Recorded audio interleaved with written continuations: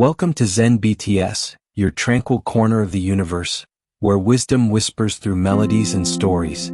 This is more than a channel, it is a sanctuary for seekers, dreamers, and those who long for inner peace. Let us embark on this gentle quest for meaning together. Let's begin. In a distant land of mountain winds and silent rivers, there once lived a king whose palace touched the clouds, but whose heart lay buried beneath the weight of sorrow. He was once a ruler of fierce might and tender love, a man whose laughter once echoed through golden halls, but time as it does, pulled a thread loose from his soul. Years ago he had fallen in love, not with jewels or war, but with a woman whose eyes held the fire of stars. She had not asked for kingdoms, only the quiet promise of forever. And so he gave it.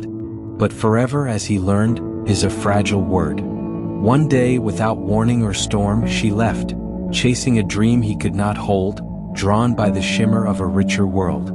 She did not say goodbye. She did not look back. She left behind only her absence, which echoed louder than her voice ever had.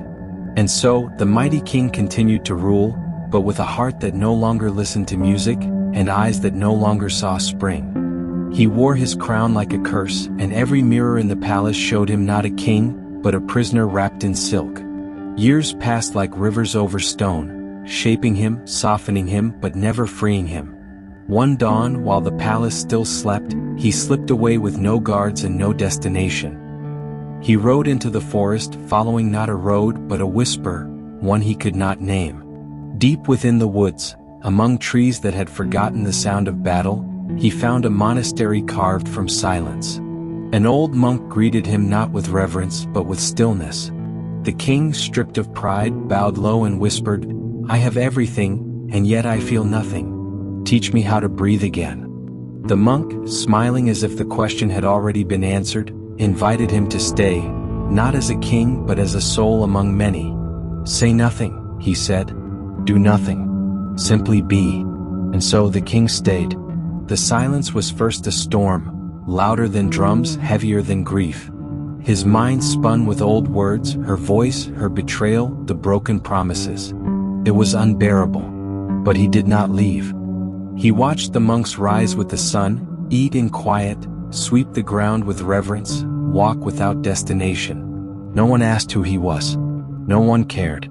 And slowly the noise inside began to soften. He watched the sun rise not as a king guarding borders, but as a man watching light. He began to feel the wind again, not as a threat to his banners but as breath. And with each breath something fell away. His name, his anger, his illusion that control could heal him. On the 10th day, while walking under a Bodhi tree, he wept, not from sadness but from release. He had carried a wound for so long that he thought it was his identity. But here, in stillness, he saw it clearly. It was never the betrayal that broke him, but his refusal to let it go. She had left, yes, but he had chosen to carry her absence like armor. Forgiveness, he realized, is not a gift to others. It is freedom for oneself. And with that he sat. Just sat. Breathing like the monks. A king no more. A man at last. When he returned to the palace weeks later, his crown felt lighter. His steps were slower. His gaze was calm. The kingdom noticed, not the silence of grief but the silence of peace. He ruled with less command, more listening. He no longer feared loss, for he had met it and survived. In time his story became legend. Not of battles won, but of one man who journeyed not across lands, but inward, and returned not with treasure but with truth. He again remembered that by the 12th day the king felt something he had forgotten: stillness. As dawn light spilled over the monastery walls, he closed his eyes and saw himself standing in an empty hall.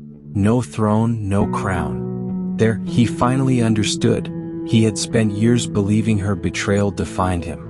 But he was not her victim. He was his own jailer. On the 15th day he approached the monk. "Master," he whispered, "I came here seeking to forget her. But I see now, I needed to remember who I was before I met her." The monk nodded. "You have found the truth." Years later, fate turned its wheel. The woman who had chased wealth lost it all. Now it was she who wandered in search of peace, haunted by her choices. The king meanwhile ruled wisely, never again confusing love with possession. Within him there was finally room for forgiveness, and for silence. Thank you for watching. Please like and subscribe.